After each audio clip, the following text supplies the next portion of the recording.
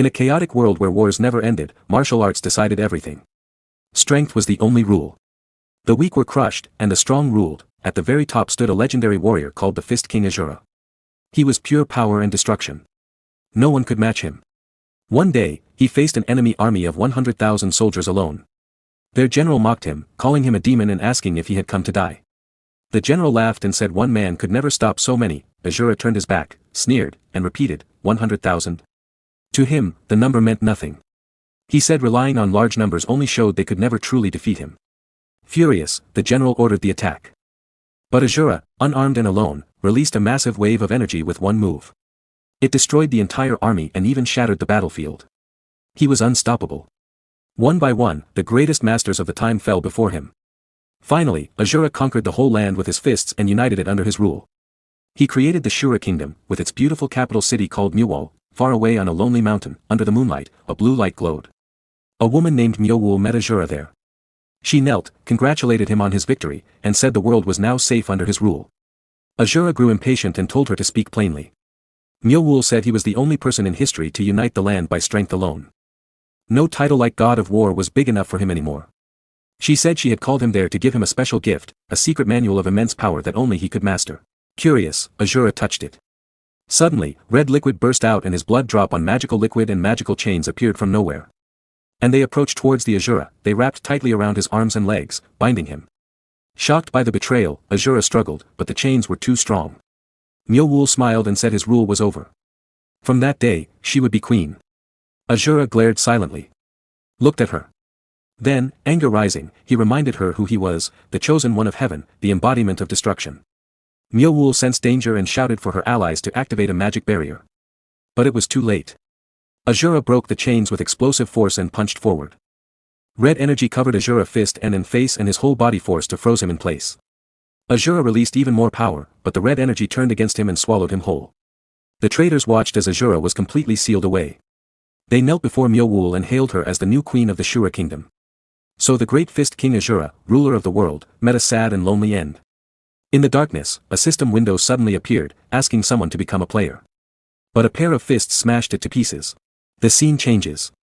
A young man named Yuda looks confused, unsure what just happened. A small fairy flies near him and shouts, Yuda, watch out. A huge dragon-like monster bursts from the shadows and attacks him. Yuda quickly draws his sword and dodges the strike. The monster's powerful blow still pushes him back, but he digs his sword into the ground to steady himself. The beast prepares to breathe fire. The system warns that the attack will take 2 seconds. Yuda has no time to fully react and is shocked, but he holds his ground. Flames explode toward him. Just in time, his system guide analyzes the attack and grants him strong fire resistance. He walks out of the flames completely unhurt. Yuda charges forward. His holy sword of Asterion glows brightly. He calls down a pillar of heavenly light and releases the attack. The beam strikes the monster's head, slicing it apart and defeating the beast. The system announces, Floor 998 boss defeated. Quest complete. Yuda takes a deep breath and says the fight was harder than he expected. The fairy notices his worried face and asks what is wrong. She smiles cheerfully and says only the top floor remains, they will soon be free and can see their families again. Yuda smiles back, but something still troubles him. It has been 3 years since he was summoned to this tower. Only one final challenge is left. So close to the end. He wonders what waits at the top. The fairy calls to him again. He shakes his head to clear his thoughts, touches the huge door, pushes it open, and steps onto the tower's final floor. No matter what waits ahead, Yuda feels confident. With his high stats, no monster can stop him. He is sure he will win and finally go home. But the moment he steps into the final room, what appears is not a monster. Flames rise, and a dark, demonic figure steps out with a scary smile and glowing eyes. When the flames fade, Yuda sees a man with long hair. He is left completely speechless. The man, Asura, looks around and asks, "Who are you people?" Yuda is even more confused. The little fairy trembles in fear. Yuda stares and mutters, "Some random old guy." He looks around the room and asks, "Is this man really the final boss of the tower?" Asura frowns, wondering where he is. Then he realizes Maya truly sealed him inside this place. Yuda hears the man speak clearly and decides he must be an intelligent monster. He pulls himself together, draws his sword, and prepares to fight. This is the final boss, he cannot let his guard down. Yuda charges with all his strength, trying to end the battle quickly. But Asura blocks the attack easily with one hand. Yuda is shocked. The boy keeps attacking, swinging his sword again and again. Asura barely moves and deflects every strike with his arm. He does not even step from his spot. With one final effort, Yuda jumps high and shouts, "This is the end." He pours all his power into his holy sword of Asterion and unleashes heaven's judgment. Asura smirks and calls him a brat. To Yuda's amazement, the man catches the glowing blade with his bare hand. The ultimate skill stops completely. Yuda cannot believe it. This really is the final boss. His system guide starts analyzing for a weakness. It finishes and shows a high chance of success. But Asura only glares at the sword calmly. With one quiet word, Yuda's system screen flashes a critical error. The success chance drops to less than 1%. Yuda panics. He has never met an enemy this powerful in the entire tower. A dark, demonic aura surrounds Asura. Yuda wonders what kind of being this old man truly is. Asura smiles and says, "Don't be so scared, kid. I don't waste my time fighting people who aren't worth it." Yuda is speechless. Is he really not worth a fight? Asura adds seriously, "At your level, even one punch from me would be a waste." Then he looks at Yuda and asks, "What is this place?" At that moment, Yuda finally understands. His skills failed from the start because this stage is different.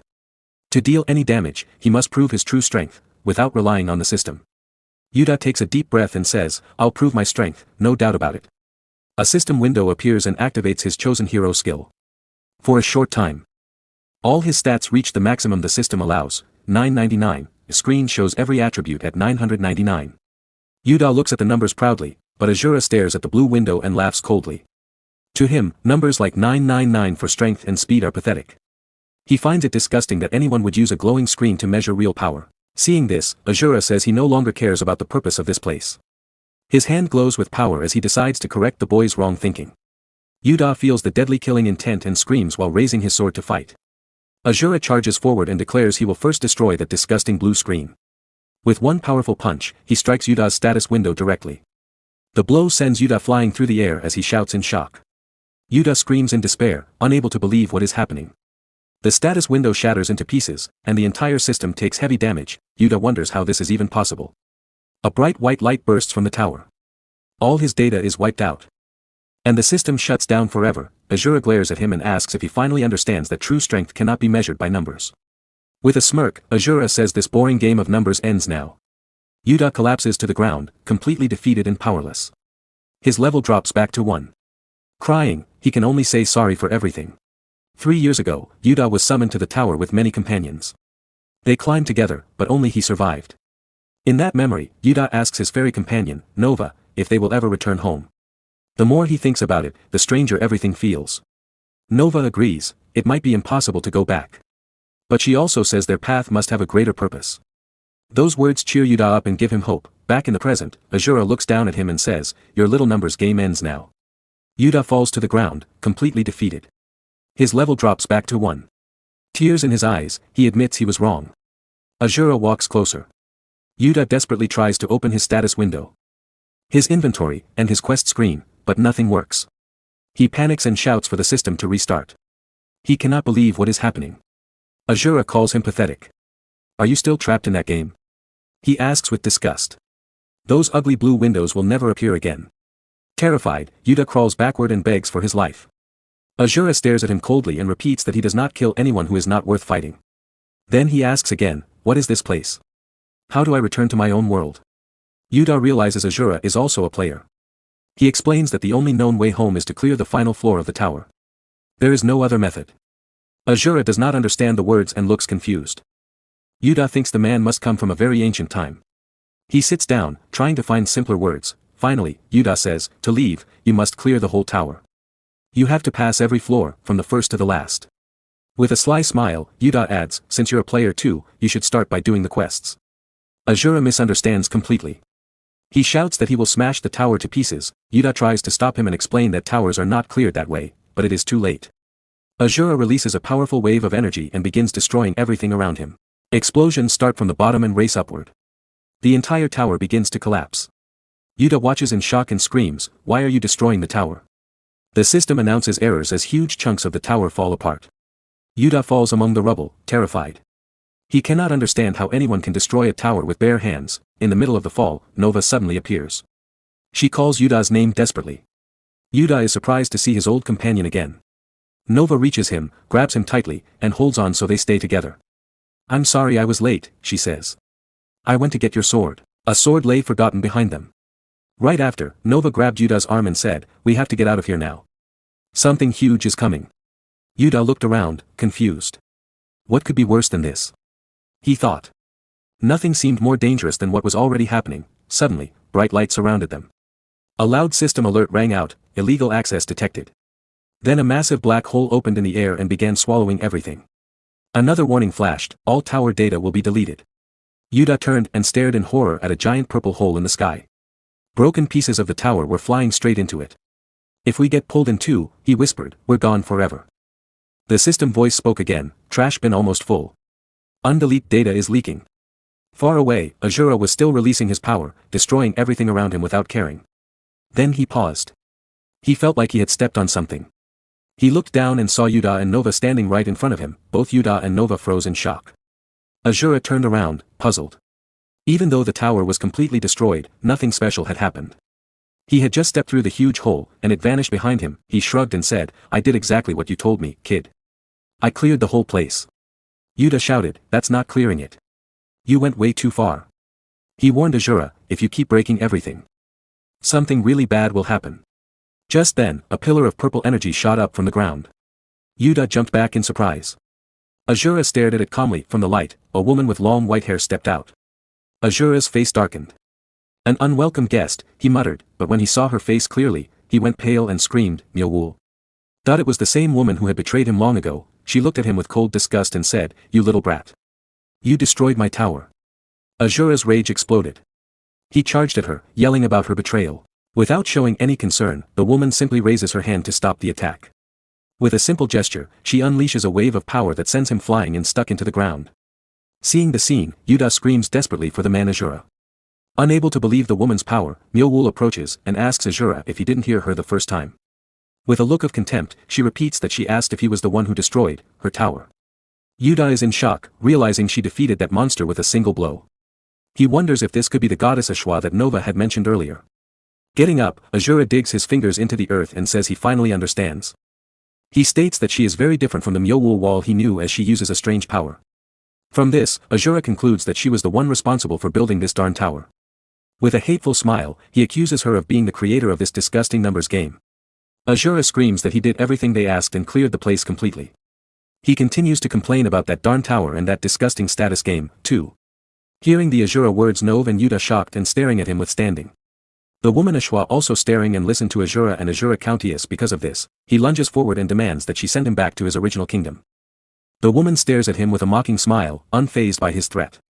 Right after, Eshua starts laughing, finding the whole situation hilarious. She then asks who told him that ridiculous story about going back home.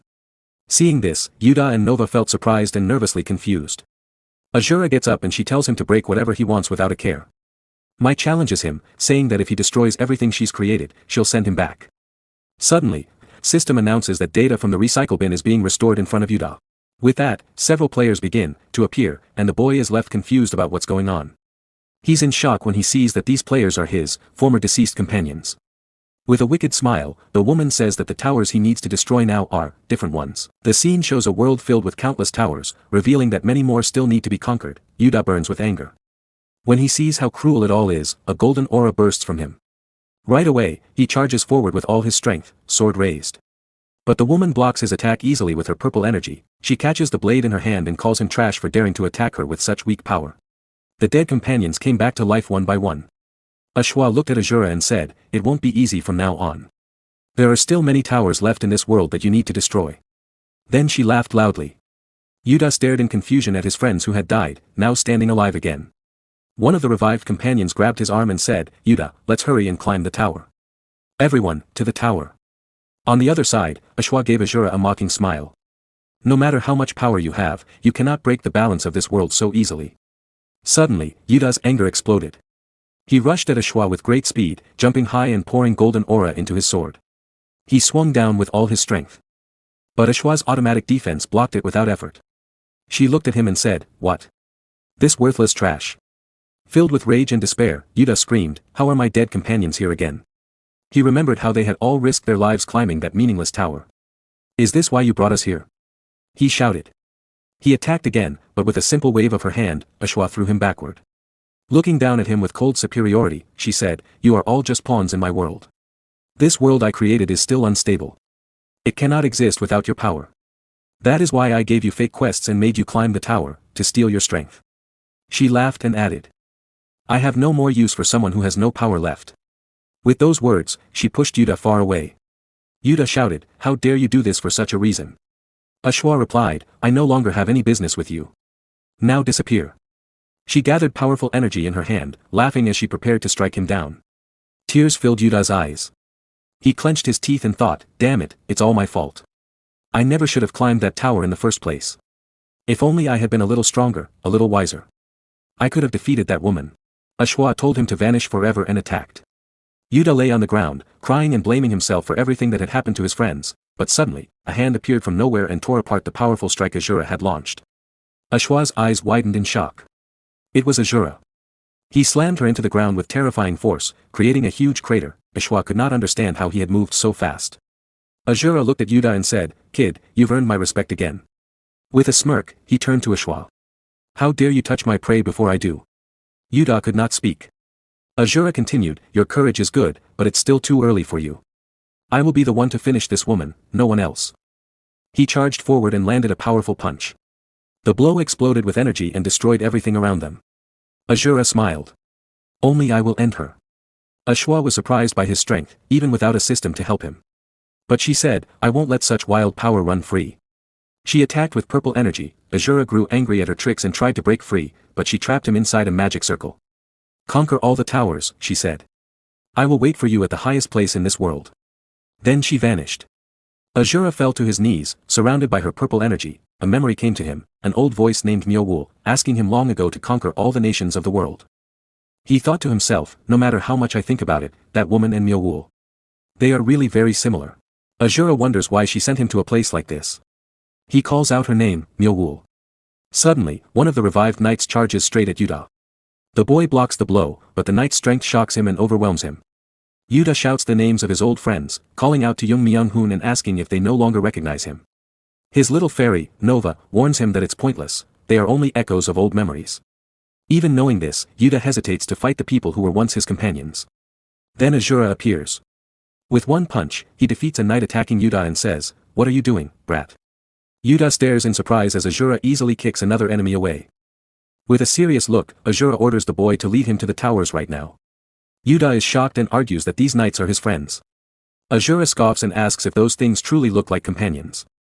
He says they are simply vengeful spirits of the dead, and nothing can change that. He adds that if Yuta wants to waste time with ghosts, he will go to the towers alone. At that moment, the knights swarm toward Asura. He turns his back on them, dodges swiftly, and strikes back without effort. He grows angry at these ghosts for daring to block the king's path. He declares he is busy and will destroy them all at once. Asura unleashes a powerful attack surrounded by a reddish aura. But right after, he bends over in pain. He looks at his hand and realizes he cannot feel his energy. He wonders if his dantian has been sealed. With a furious smile, he understands that the woman Eshua is testing him. He declares that no matter what she does, nothing will stop him here. When more ghosts rush to attack, Asura punches straight through several of them and proclaims himself the strongest of all time. Facing the huge horde, he decides it is time for a warm-up. He leaps high, strikes with his fists, and charges in, sending ghosts flying everywhere. Yuta watches in shock and admits that this old man is a monster for fighting alone. But he notices a serious problem: no matter how many ghosts Asura defeats, they keep respawning without end. If the fight drags on, even Asura could tire out. Yuta decides he must help. He grabs his holy sword. Just then, Nova appears and tells him to calm down, the situation is too dangerous. She warns that using the holy sword without his full stats could destroy his body. Yuta says he knows the risk, but a ghost grabs him and calls him into the darkness. The spirit of his old companion begs him to climb the tower together again. Yuta uses the holy sword's power to break free. With a determined expression. He says he must act to avenge his dead friends. No matter what happens, he will find the woman Eshua who caused all this. Yuta shouts to get Asura's attention while the man keeps fighting the ghosts. With confidence, Yuta asks if the warrior can take his next attack without dodging and tells him to keep drawing the enemy's attention. Asura does not understand aggro and gets annoyed. He tells the cheeky kid to shut up and stop giving orders on the battlefield, then attacks more ghosts. Yuta's plan works, all the enemies focus on Asura. Yuta seizes the chance, leaps over the horde with his sword raised. For a moment, he looks at the faces of his former companions and feels pain in his chest. Tears fill his eyes as he apologizes to his friends one last time. He swears he will avenge them, no matter the cost. Then he releases the full power of the holy sword. A massive golden magic circle forms in the sky. Bright energy crashes down, creating a huge explosion that wipes out all the ghosts. Asura smirks and calls the boy a bold, reckless brat. Yuta drops to his knees, barely able to move. Asura admits that the kid is actually quite useful after all.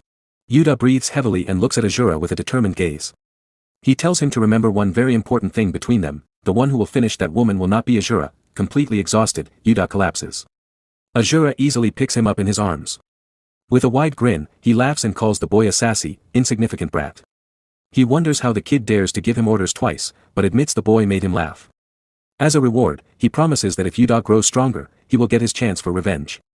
With a confident smile, Asura says he will eagerly wait for that day. The scene shifts to a ruined place covered in strange runes. A large hole gapes in the ground ahead. A mysterious warrior wearing a skull helmet and carrying an axe stands on a sharp rock at the edge of a cliff, surveying the landscape. Suddenly, a strange purple energy begins to glow from the eye sockets of the skull helmet. The scene opens in a remote valley surrounded by tall cliffs, with a powerful waterfall crashing down in the background. Asura sits under the waterfall, letting the heavy water pound his body to regain his strength. He stares ahead with fierce focus, enduring the training. The force of the water is so strong that it shatters the rocks around him. Still, he feels nothing, no inner power at all. Anger rises in him as he remembers how that woman, Eshua, dared to seal his dantian. He calls her bold for doing that. Realizing he has no other choice now, Asura turns to Yuta, who is still unconscious on the ground. He kicks him hard. "How long are you going to sleep?" he growls. Then he grabs Yuta and throws him down again. Yuta slides across the dirt. Annoyed, Yuta stands up, gripping his sword. "You muscle-brained gorilla. You're finally showing your true colors." Asura smirks. "You still don't understand the situation, brat. Do you want to die?" Yuta glares back. "Finish me then. But first, shouldn't we find that woman?" Asura's anger flares. "You idiot. She's hiding inside the towers. This whole world was created by her." Yuta and the little fairy Nova shrink back, scared of Asura's rage. With a wild smile, Asura continues, "If I destroy every tower, I'll force her out." Yuta sees the logic but wonders why he has to follow this madman. Nova whispers to Yuta, "No matter how you look at it, he's dangerous. He broke his own status window, who knows what else he'll do." Asura overhears and turns sharply. "What are you two whispering about?" Nova jumps in fear and hides behind Yuta. "I don't want to travel with you," Asura says coldly. Then he pauses. "But your sword skills might be useful, brat. Besides, you want the same woman I do. With your weak body, you'll never beat her alone. From now on, I'm training all of you, together." The scene shifts to a massive, strange-looking tower standing before them. A voice says, "We finally made it." Asura stares at the tower and thinks, this is one of the towers she built. He turns to Nova.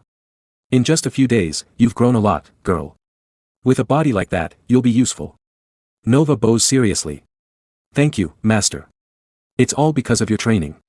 Asura nods, then asks, "Where's that weak brat?" In the background, Yuta can barely walk, leaning on a stick for support. His body has no energy left. Nova proudly flexes her new muscles while Yuta mutters, "Just give me a second." He looks at them and says, "You're both lunatics." He stares at Nova in shock. She looks completely different, stronger, more muscular. Exhausted, Yuta collapses. "I can't take another step." Asura glares at him. "Pathetic brat. You can't even keep up." Then he looks at the tower. It's ugly and strange. Nova asks, "Master, are we going inside?" "I don't see an entrance." Asura smirks. "We don't need an entrance. We're going to smash this thing to pieces." Nova's eyes light up.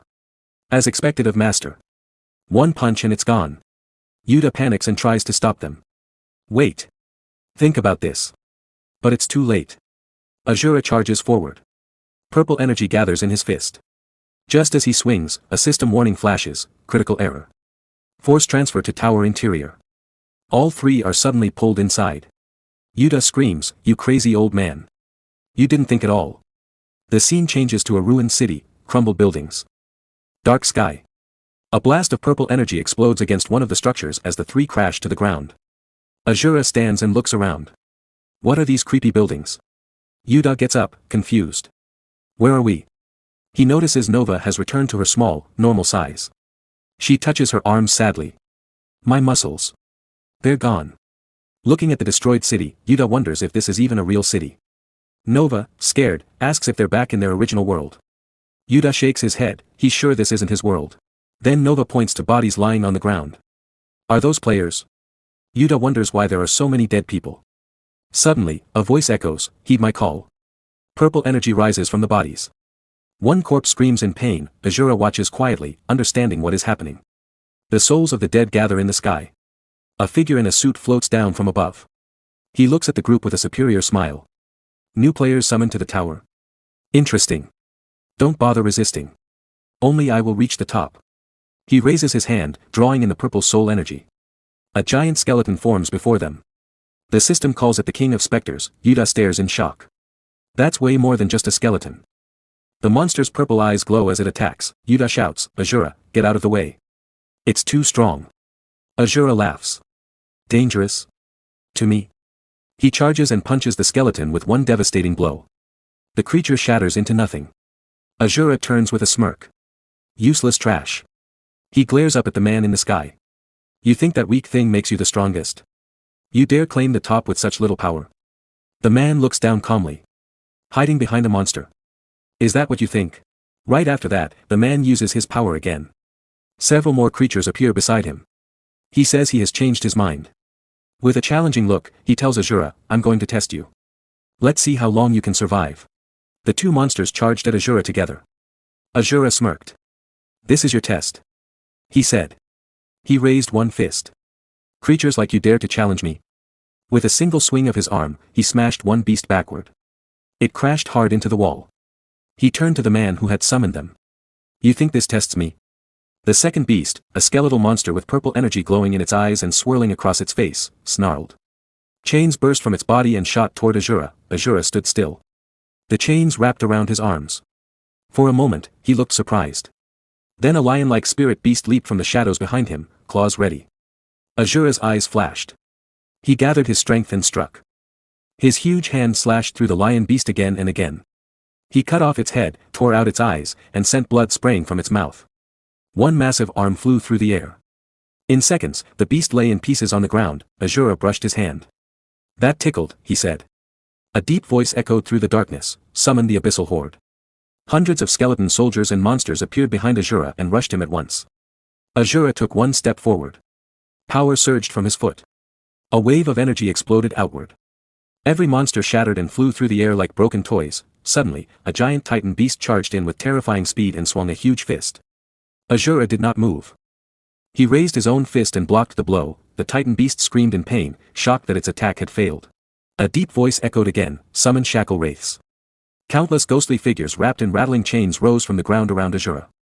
He was still holding the massive fist of the titan beast with one hand. Asura glanced at the wraiths and frowned. What are these? The man suddenly appeared right behind Asura. His eyes were cold and sharp. I don't understand, the man said quietly. I can't sense any stats or skills from you. So how do you have this much power? Asura turned and looked at him with a serious face, but said nothing. The man gripped two swords. Purple energy flowed around the blades and glowed in his eyes. No need for answers, he said. I'll take your soul and find out myself. He raised his swords. A huge purple light exploded in the sky above them. With a powerful swing, he unleashed Brand of Extinction. A massive wave of destructive energy rushed toward Yuta and Nova. Yuta's eyes widened in shock. That power is insane. He's fighting that monster on equal ground, one-on-one. Just who is this guy? Nova's face turned pale. Yuta, run. He shouted. That's no longer a normal player. I don't know why, but I feel it clearly, that man is giving off the same kind of power as Goddess Eshua. The battle between Asura and the man tore the tower apart. Dust and smoke filled the air. When the dust settled, the man stood calmly. Is this finally the last soul? He said. He was a troublesome one. He looked at the beast beside him. With this, my contract with Goddess Eshua is complete. He raised his hand. Purple energy gathered around it. Nameless player, he commanded, soul absorption. With a cold stare, he added, I will put your soul to good use. But in an instant, Asura appeared out of nowhere behind the man. With blinding speed, he slashed through the beasts at the man's side and cut off their heads. The man froze in shock. Asura stepped forward. You mentioned a goddess, he said. Are you talking about the woman who sealed my dantian, that cursed woman? He stared straight at the man. I've been looking for her. This works out nicely. Unless you want to die here. Tell me where she is. The man smiled. Sure. This fight wasn't going to end so easily anyway. But don't get the wrong idea. Purple energy surged around him. Dozens of glowing swords appeared in the air all around them. The one who dies in this tower won't be me, he said. It will be you. He sent every sword flying toward Asura. Asura blocked them all with his bare hands. Still smirking, he caught one sword, yanked it toward himself, and threw it straight back at the man. The force was so strong that even the air around it shook.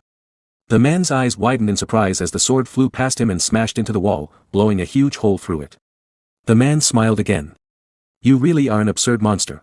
Purple energy swirled around the man's hands and swords. I won't deny it anymore, he said. You are strong.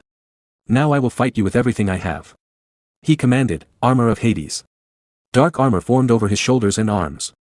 He leaped forward with incredible speed and swung both swords at Asura. Cold eyes gleaming, he laughed. Try to take this.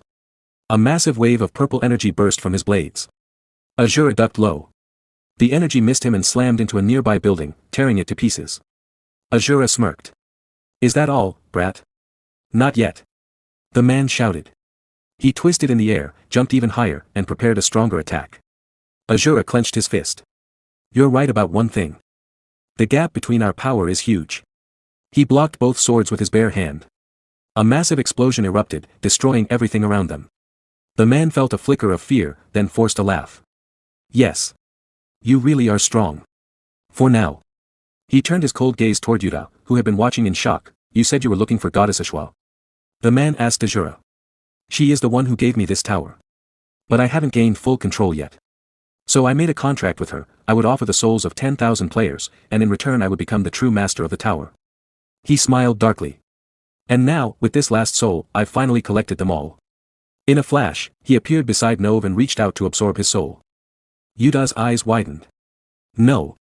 Nove. He drew his sword and charged. You bastard.